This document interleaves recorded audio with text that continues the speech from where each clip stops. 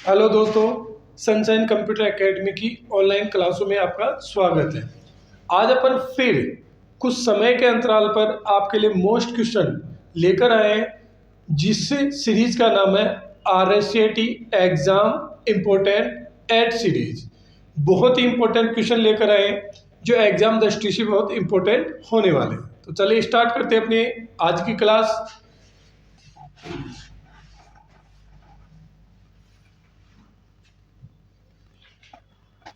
देखो, आज अपना पहला क्वेश्चन है।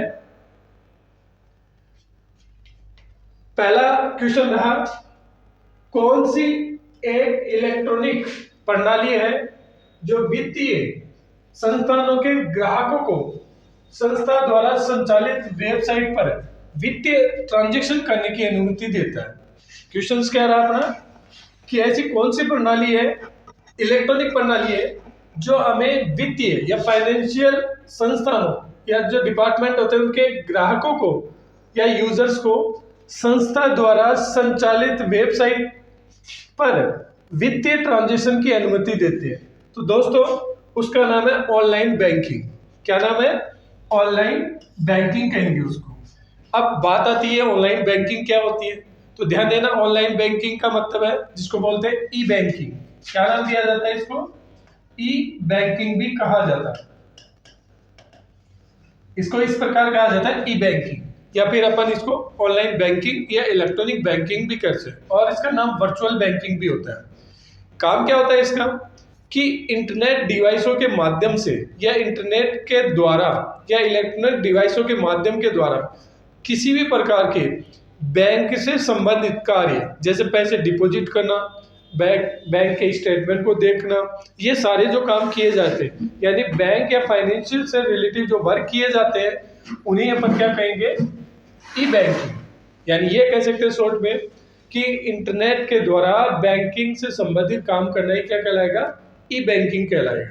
तो इसमें भी ऐसा ही कोई क्वेश्चन था अपना कि कौन सी ऐसी इलेक्ट्रॉनिक प्रणाली है जो वित्तीय ट्रांजैक्शन संस्था उनके ग्राहकों को वित्तीय संस्था द्वारा संचालित वेबसाइट पर वित्तीय ट्रांजैक्शन की अनुमति देता है, और वो कौन होगी? अपनी ऑनलाइन बैंकिंग। चलो नेक्स्ट क्वेश्चन की ओर चलते हैं अपन। अगला क्वेश्चन है, ओटीपी का पूर्ण रूप क्या है? कई बार एग्जाम में पूछा गया है। ओटीपी का मतलब है वन टाइम पासवर्ड। क्या नाम रहा? One time password. काम क्या करता है? तो फुल फॉर्म तो क्या रहा? One time password. देखो, ये बैंक या फाइनेंशियल संस्था द्वारा किसी भी प्रकार के ट्रांजैक्शन करते समय यूजर को भेजा गया पासवर्ड होता है, जो वन टाइम पर ही आपको यूज करना होता है। तो इसे अपन बोलते हैं ओटीपी। ओटीपी का पूरा नाम रहा वन टाइम पासवर्ड। मैंने कहा कि ओटीपी होता है कि किसी भी फाइनेंशियल संस्था द्वारा या किसी भी बैंक के द्वारा यूजर को भेजा गया एक पासवर्ड होता है, उसे अपन क्या बोलते हैं? ओटीपी बोलते हैं। चलो नेक्स्ट क्वेश्चन है अपना, प्रधानमंत्री जन धन योजना भारत सरकार द्वारा कब शुरू की गई? बहुत बढ़िया क्वेश्चन है, जीके की ओर से भी बढ़िया है। और इसका मतलब है कि अपना जो जन धन योजना होती है जो भारत सरकार के द्वारा चलाई गई है, उसकी शुरुआत कब की गई? यानी भारत सरकार या केंद्र सरकार ने उसको स्टार्ट कब किया गया या शुरू कब किया गया? तो इसका है, तो ध्यान देना, उसकी शुरुआत हुई थी अगस्त 2014। ये योजना क्या थी? तो देखो, श्री नरेंद्र लाल मोदी जी के द्वारा अगस्त 2014 में जो गरीब वर्ग के मेंबर्स थे या यूजर्स थे, उनके लिए प्रधानमंत्री में जीरो बैलेंस पर सभी के खाते खोले गए थे, जिसमें सरकार के द्वारा आपको कोई भी आर्थिक सहायता भेजी जाए तो डायरेक्ट आपके खाते में आ जाए। इसके उद्देश्य से ये योजना चालू हुई थी, जिसकी डेट कौन सी रही? अगस्त 2014। चलो आगे क्वेश्चन करना, ऐसी कौन सी राष्ट्रीय योजना का उद्देश्य यह सुनिश्चित करना है कि भारत के आर्थिक रूप से कमजोर वर्गों तक वित्तीय सेवाएं किफायती तरीके से पहुंचे, यानी बहुत इजी तरीके से पहुंचे, ऐसी किस योजना के द्वारा किया गया है? तो ध्यान देना, ये राष्ट्रीय योजना है और इसका मेन उद्देश्य ये सुनिश्चित करना है कि भारत के आर्थिक रूप से कमजोर वर्ग के जो वित्तीय सेवाएं हैं वो किफायती तरीके से यूजर्स तक या फिर जो नागरिक है वहां तक पहुंचाई जाए, उसके लिए सरकार ने कौन सी योजना चलाई। जस्ट अपन अब इससे पहले जो क्वेश्चन हल किए थे उसी क्वेश्चन का ये आंसर। तो इसका नाम क्या रहा, जन धन योजना। इसका वैसे पूरा नाम है प्रधानमंत्री जन धन योजना। और इसके द्वारा कोई भी आर्थिक वर्ग कमजोर वर्ग के व्यक्ति है उनके लिए वित्तीय सेवाएं किफायती तरीके से पहुंचाने के लिए ये योजना चालू की गई है। जैसे अगर आपका कुछ पेंशन वगैरह आता है वो आपके डायरेक्ट खाते में आ रही है, सब्सिडी जैसे गैस सिलेंडर की सब्सिडी वगैरह आती है वो भी आपके डायरेक्ट खाते में आ रही है, या सरकार के द्वारा आपको किसी भी प्रकार की अगर कोई वित्तीय सेवा दी जा रही है तो वो बहुत ही सरल तरीके से दी जा रही है, और उस योजना का नाम क्या रहा, जन धन योजना। तो अब नेक्स्ट क्वेश्चन है अपना, रुपए कार्ड किसके द्वारा लॉन्च किया गया है। जैसे अपने एटीएम कार्ड होता है, डेबिट कार्ड होता है, उसी प्रकार से भारत सरकार के द्वारा शुरू किया गया एक डेबिट कार्ड ही है जिसको अपन एटीएम भी कार्ड कह सकते हैं। तो उसको कब शुरू किया गया या कब लॉन्च किया गया उसके बारे में पूछा गया। इन्हें प्लास्टिक मनी के नाम से भी जाना जाता है। किस नाम से जाना जाएगा, प्लास्टिक मनी। जैसे एटीएम से अपन एटीएम कार्ड लगाकर पैसे विड्रॉ कर लेते हैं, उसी प्रकार से इस कार्ड का उपयोग भी भारत में किसी भी प्रकार के ट्रांजेक्शन्स के लिए इस कार्ड को यूज कर सकते हैं। तो इसकी शुरुआत जो हुई थी वो कब हुई थी वो देखो। तो देखो इसकी जो शुरुआत है या लॉन्च किया है किसने किया था, एनपीसीआई ने। किसने की थी, एनपीसीआई ने। एनपीसीआई का पूरा नाम है national payment corporation of India. तो ध्यान देना एनपीसीआई, कई बार शॉर्ट में ऑप्शन दिया होता है एनपीसीआई। फुल फॉर्म अगर इसका पूछ लिया जाए तो क्या नाम होता है, national payment corporation of India के द्वारा ये रुपए लॉन्च किया गया। अब ये जो रुपए है वो दो चीजों से मिलकर बना होता है। कौन कौन सी, एक तो रुपए प्लस पेमेंट, ये दो चीजों से मिलकर बना है रुपए और पेमेंट। इसका बोलते हैं रुपए कार्ड। तो रुपए और पेमेंट के संयोग से ये मिलकर बना होता है। इसमें दो चीज मिली है, रुपए और पेमेंट, इसके संयोग से ही ये बना है रुपए कार्ड। जी हाँ, कौन सा डिपार्टमेंट, भारत सरकार का एनपीसीआई जो डिपार्टमेंट है वो उसको लॉन्च करता है। अगला क्वेश्चन अपना, पोस का पूरा नाम। देखो पोस एक प्रकार की मशीन है और ईएमआई किसी भी प्रकार के कार्ड या फिर जो प्लास्टिक मनी अपन बोल रहे थे उसके द्वारा ट्रांजैक्शन करने की अनुमति देती है। छोटी मशीन होती है जैसे। अब आती है पूरा नाम, पॉइंट ऑफ सेल मशीन। क्या नाम रहेगा इसका दोस्तों, पॉइंट ऑफ सेल मशीन इसका फुल फॉर्म है। कई बार एग्जाम में पूछा गया है कि पॉइंट ऑफ पॉस का पूरा नाम क्या होता है। पॉइंट का पूरा नाम रहा है point of sale machine. Next question अपना, डिजिटल भुगतान प्रणाली है। अब देखो चार ऑप्शन आपको दे दिए जाते हैं, फिर डिजिटल पूछते हैं। तो अपन उन सभी डिजिटल भुगतान प्रणालियों के बारे में बात करें जिसके द्वारा अपन डिजिटल पेमेंट कर सकते हैं, भुगतान कर सकते हैं। सबसे पहले आते हैं डेबिट कार्ड। अब डेबिट कार्ड क्या होता है, इसको एटीएम कार्ड भी बोलते हैं। कौन सा कार्ड, एटीएम कार्ड। और इसका काम क्या होता है कि किसी भी एटीएम मशीन के द्वारा अपन को पैसे अपने बैंक अकाउंट से विड्रॉल कर सकते हैं, उसलिए ये काम आता है। अगला कौन सा आता है, क्रेडिट कार्ड। देखो ये क्रेडिट कार्ड होता है वो मोस्टली इंटरनेट पर शॉपिंग करने के लिए, उसका पेमेंट करने के लिए किया जाता है। और ये भी डेबिट कार्ड की तरह ही होता है, लेकिन इसे कोई भी संस्था यानी कोई फाइनेंशियल संस्था या बैंक इश्यू कर सकता है यूजर को। लेकिन जो डेबिट कार्ड होता है वो केवल बैंक के द्वारा इश्यू किया जाएगा। कब किया जाएगा, अगर किसी यूजर का उस बैंक में खाता है तभी उसको वो एटीएम या डेबिट कार्ड इश्यू किया जाता है। रुपए कार्ड ये भारत सरकार के द्वारा लॉन्च किया गया एक रुपए कार्ड है जो भारत में किसी भी प्रकार के फाइनेंशियल ट्रांजेक्शन्स के लिए इसको यूज किया जाता है। और एक होता है नेट बैंकिंग, जिससे अपन बैंक में जाकर यूजर नेम और आईडी जिसको अपन क्रेडेंशियल बोलते हैं उसको प्राप्त करके अपन नेट के द्वारा नेट बैंकिंग से किसी भी खाते में पैसे या किसी को भुगतान कर सकते हैं। अगला कौन सा आता है, मोबाइल वॉलेट। अब देखो मोबाइल वॉलेट एक एप्लीकेशन या ऐप के द्वारा किया जाता है जिसमें पेटीएम हो गया, रुपे कार्ड हो गया, यूपीआई हो गया, जीपे हो गया, फोन पे हो गया, इन सभी के द्वारा भी अपन ट्रांजेक्शन करते हैं। और एनी मोड में बहुत सारे और आता है, जैसे आधार कार्ड के द्वारा भी ट्रांजेक्शन होता है आजकल, और एक नंबर 9 *9 के द्वारा भी पेमेंट होते हैं। तो इन सभी जो प्रणालियां हैं वो सारे डिजिटल भुगतान से संबंधित प्रणाली है। तो कौन कौन सी डिजिटल भुगतान प्रणालियां हुई, डेबिट कार्ड के द्वारा, क्रेडिट कार्ड के द्वारा, रुपे कार्ड के द्वारा और नेट बैंकिंग के द्वारा, मोबाइल वॉलेट जिसमें अलग अलग अपन यूपीआई, पेटीएम वगैरह इनके द्वारा, और मेनी मोर अन्य मोड हो सकते हैं। अब बात आती है अपने आगे यूपीआई का पूरा नाम। अपन पढ़ते हैं कि भाई यूपीआई के द्वारा ट्रांजैक्शन हो सकते हैं, लेकिन यूपीआई का फुल फॉर्म क्या होता है? तो इसका पूरा नाम है यूनिफाइड पेमेंट इंटरफेस। क्या नाम रहा दोस्तों? यूनिफाइड पेमेंट इंटरफेस इसका फुल नेम रहा। चलो नेक्स्ट क्वेश्चन अपना है एम पिन का पूरा नाम। एम पिन जो अपन ट्रांजेक्शन करते समय मोबाइल पर एक पिन यूज करते हैं जो अपने सिक्योरिटी का होता है, तो उसका फुल फॉर्म पूछा है। तो एम पिन का मतलब है मोबाइल, इसको हटाना पड़ेगा है ना, मोबाइल पर्सनल आइडेंटिफिकेशन नंबर। क्या नाम रहा एम पिन का? Mobile personal identification number. जैसे पिन का होता है पर्सनल आइडेंटिफिकेशन नंबर, तो एम लग गया तो इसका मतलब हो गया मोबाइल। क्या नाम रहा इसका? मोबाइल रहा। तो मोबाइल पर्सनल आइडेंटिफिकेशन नंबर इसका फुल फॉर्म है। अब आता है भीम ऐप। देखो ये भी डिजिटल भुगतान से संबंधित प्रणालियां हैं और इसका मेन काम होता है किसी भी डिजिटल भुगतान से संबंधित सेवाएं लेने के लिए इसका यूज किया जाता है।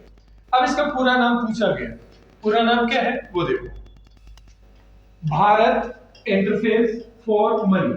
दोस्तों क्या नाम रहा इसका? भारत इंटरफेस फॉर मनी इसका पूरा नाम रहा है। और ये डिजिटल भुगतान करने से संबंधित एक प्रणाली है या सिस्टम्स है। चलो आगे क्वेश्चन है अपना यूएसएसडी का पूरा नाम। तो देखो ये भी एक डिजिटल भुगतान प्लेटफॉर्म से, इसको बोलते हैं अनस्ट्रक्चर्ड सप्लीमेंट्री सर्विस डेटा। क्या नाम रहा दोस्तों इसका? Unstructured supplementary service data. Next अपना क्वेश्चन है एसबीआई बड़ी क्या है। अभी एक जीके की तरफ से भी क्वेश्चन पूछा गया है और एग्जाम्स में भी आएगा कि एसबीआई जो बड़ी है वो क्या चीज है। तो ध्यान देना ये डिजिटल भुगतान से संबंधित एक प्रणाली है और ये मोबाइल वॉलेट होता है। तो इसका ये है मोबाइल वॉलेट एप्लीकेशन है या ऐप भी बोल सकते हो। क्या बोल सकते हैं अपन इसको?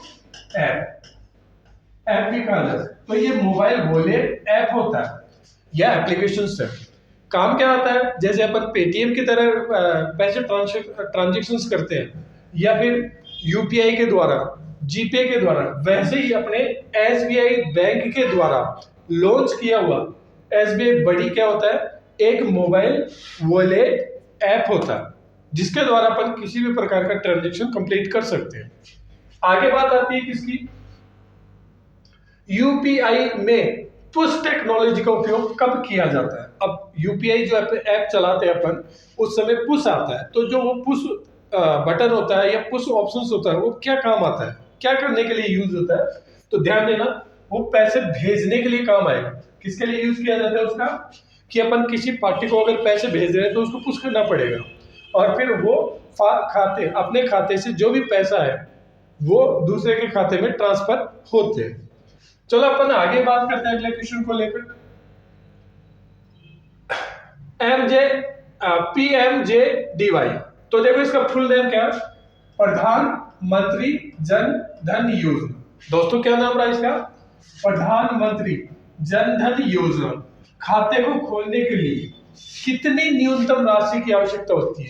जैसे अपन बैंक में जाकर अकाउंट ओपन करवाते हैं, वैसे ही प्रधानमंत्री जन धन खाता अगर खुलवाना है तो उसमें मिनिमम बैलेंस कितने होंगे?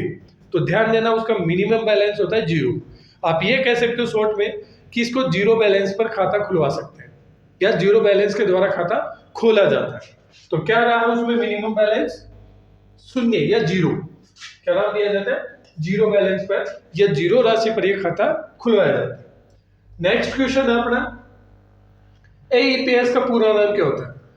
दोस्तों एईपीएस आधार इनेबल पेमेंट सिस्टम है। क्या नाम रहा दोस्तों इसका? आधार इनेबल पेमेंट सिस्टम। अब ये भी एक डिजिटल भुगतान प्रणाली है। इसमें क्या किया जाता है कि ना तो इसमें अपने को कोई स्लिप भरनी होती है, ना कोई डेबिट कार्ड, ना कोई क्रेडिट कार्ड की मांग करता है।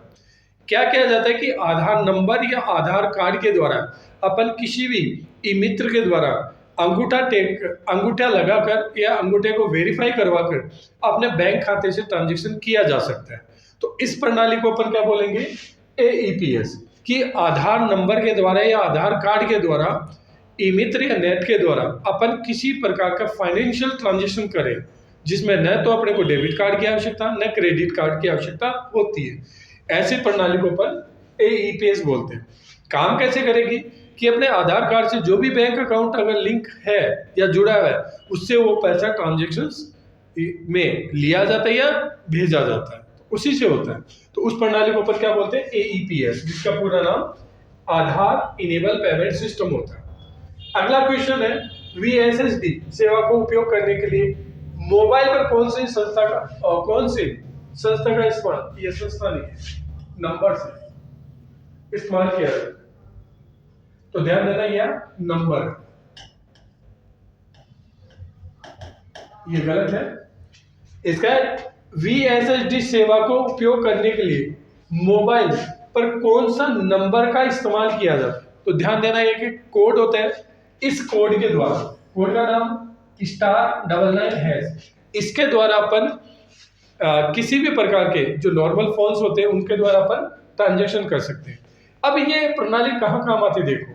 देखो जो अपने नॉर्मल फोन्स होते हैं जिसमें नेट नहीं चलता हुआ या किसी प्रकार के एप्लीकेशन नहीं चलते, उसमें हमें डिजिटल भुगतान से संबंधित कोई ट्रांजैक्शन करना हो, उसके लिए अपन *99# का उपयोग करके अपन ट्रांजैक्शन कर सकते हैं, जिसमें बैलेंस पूछताछ कर सकते हैं, एम पिन जनरेट कर सकते हैं, पासवर्ड या ओटीपी जनरेट कर सकते हैं या उसको चेंज कर सकते हैं, और बैंक स्टेटमेंट वगैरह की प्राप्त कर सकते हैं। तो ये सारे काम अपन कर सकते हैं। तो ये एक डिजिटल भुगतान प्रणाली है।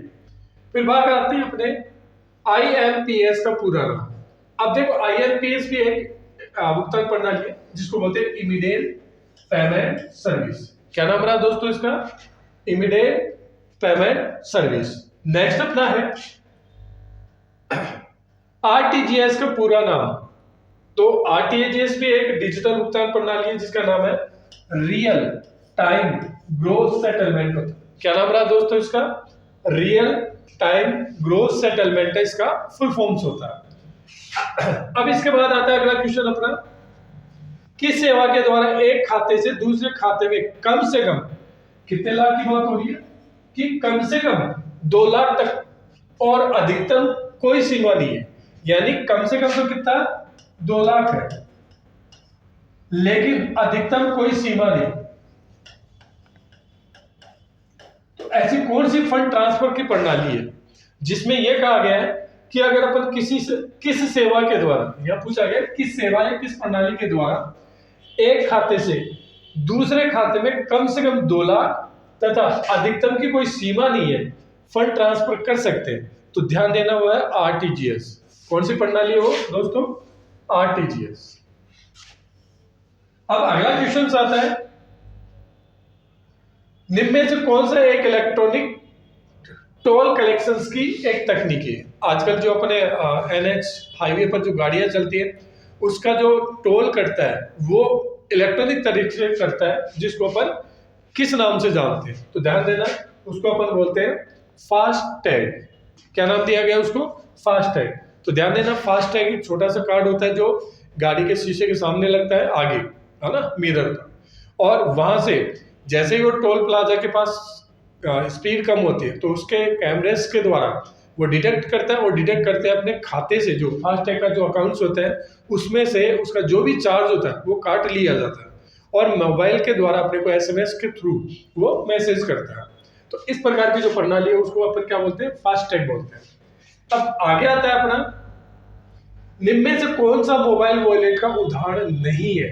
तो ध्यान देना, कई बार ऐसा पूछा जाता है निम्न में से कौन सा, 4 ऑप्शन आपको दे देंगे और फिर पूछेंगे कि निम्न में से कौन सा मोबाइल वॉलेट का एग्जांपल है या नहीं है। अगर अपन नहीं है की बात करें तो उसमें कौन सा आता है, क्रेडिट कार्ड।